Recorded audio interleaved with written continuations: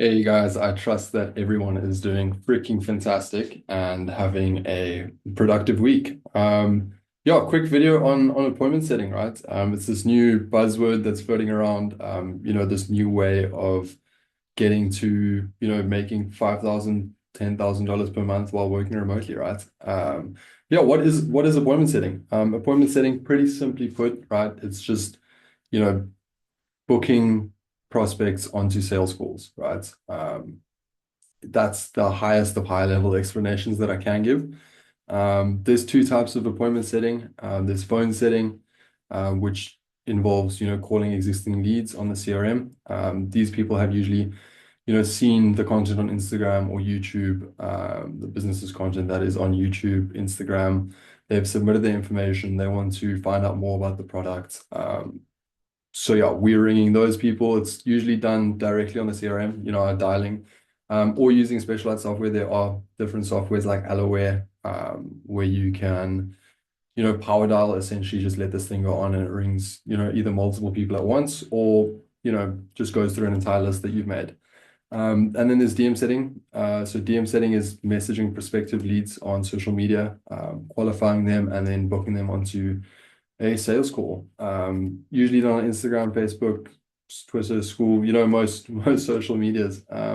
They both follow a very, similar, I guess, timeline or similar framework. One is obviously just done voice to voice or sometimes even face to face on Zoom. I've done a lot of that in the past. And then DM settings, obviously, over text messages, the process itself takes a bit longer to, get responses. But yeah, at the end of the day, we're just trying to book qualified leads onto the closer's calendar, onto, a sales call. And yeah, the most important thing, in the actual process itself is making sure that the prospects are qualified, right? They have the ability to invest.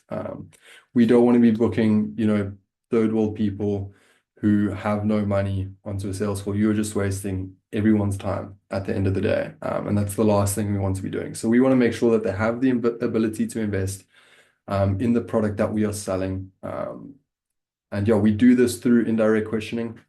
So what I mean by that is we're not going to directly ask people, how much do you make per month? That just creates sales resistance and puts that wall up. They are not going to want to open up to you anymore after, a question like that. If anything, you are just pushing them away, right? You are telling them that I'm just trying to sell you. And that's the last thing you want to do. So we want to use indirect questioning. A question that I love to use, right, is I've already found out their goals. I found out that they want to make, let's say, $5,000 per month, right? So I'll ask, you looking to make, $5,000 per month, right? Like, how far away are you currently from that, right? That gives you a ballpark, of what they are currently making. And we can make assumptions around their ability to invest after that. If needed, we can ask a bit more direct questions.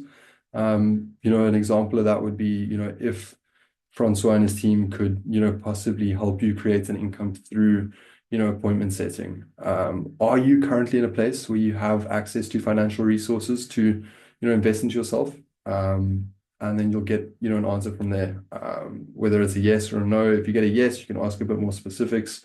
If it's a no, you can just, ask like, are you 100% sure you have no capital, right? Yeah, biggest thing I always stress is, quality over quantity. We want to be booking quality leads that are qualified rather than just 100 leads a week that are just never going to close because they don't have the money. The more quality we book, the more money we make, right? We're working on commissions. But yeah, after that, or second most important thing would be finding out about their current situation and their goals. And then I'm sure if you've been in sales for a minute, you've heard the term or the phrase of, building the gap. That means, building the gap from where they are now to where they want to be.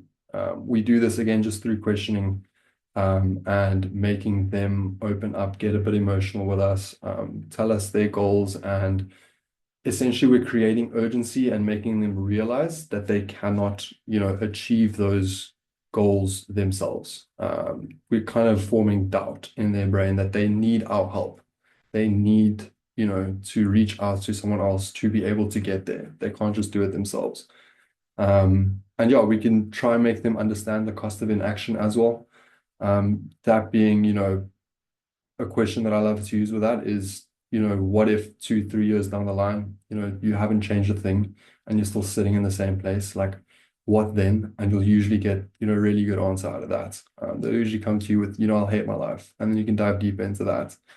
Or, even if they do tell you that, no, I need to make a change now, you can be like, well, you don't have to. And you push them away a bit again and make them come to you, make them tell you why they should be in the course, right? That's the end goal, the real goal we're looking for, right? That's what we want to be hearing. But then, yeah, lastly, we're pitching the call. We're getting them excited to get onto that call. We want to make sure that they show up, they're ready. They're ready to make that big change, right? They're excited to speak to our closer or our salesperson.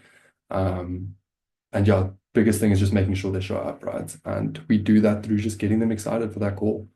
The last thing we want to be doing in sales as well is, or in high ticket sales or as an appointment setter is, exposing the sales process and that kind of thing.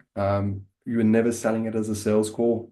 We're never, mentioning sales, right? It's always a coaching call or a strategy session with a coach or an advisor who is going to, consult with you and, help you with your problems and show you what we can provide to your, problem or solution that we can provide.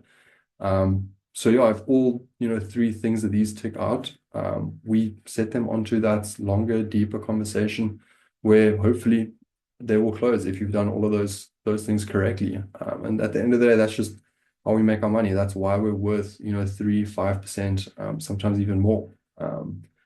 And then yeah, a good setter usually has a show up rate of between 70 to 80%.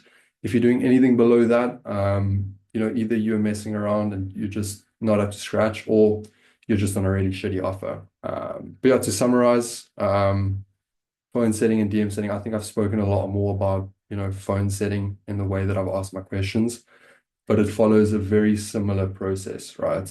We're still trying to find out if we can qualify them, what their current situation is, where they want to be, whether we can even help them to start off with. We're pitching the call, and then just making sure that they've received the email with their meeting link and that they will show up. But yeah, that's that for now. And yeah, I'll see you fuckers soon. Cheers.